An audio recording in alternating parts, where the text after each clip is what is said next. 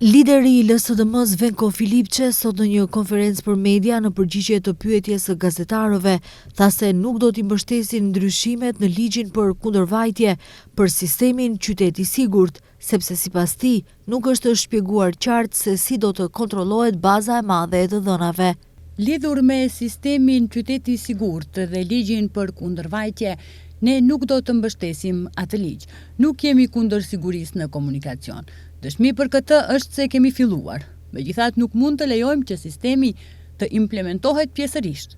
Përveç që jemi për sigurinë në komunikacion, ne jemi dhe për sigurinë e të dhënave, të cilën qeveria as nuk e komenton e as nuk përpiqet ta rregullojë. U ulën në tryez në takimin e liderëve, u dakorduan. Do të shohim se çfarë rezultati marrëveshje tjetër ka nga ai pazar, tha Filipçe. Ai theksoi se LSDM është opozitë konstruktive, por tha se nuk jemi një opozitë e kontrolluar dhe nuk do të lejojmë të mbështesim një ligj ku aspekte serioze nuk janë rregulluar dhe kjo është baza e madhe e të dhënave për të cilën askush në ligj nuk tregon se si do të kontrollohet.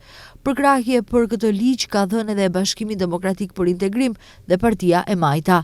Nga takimet e zhvilluara brenda ligjvënësit, grupi parlamentar i BDI-s është shprehur se do të jap mbështetje, por kërkon që të merren parasysh kërkesat e tyre, sikurse përdorimi i gjuhës shqipe në komunikim me qytetarin shqiptar, shtrirja e sistemit në mbar territorin, përshtatja e dënimeve dhe vendosja e sinjalistikës së duhur nëpër rrugë.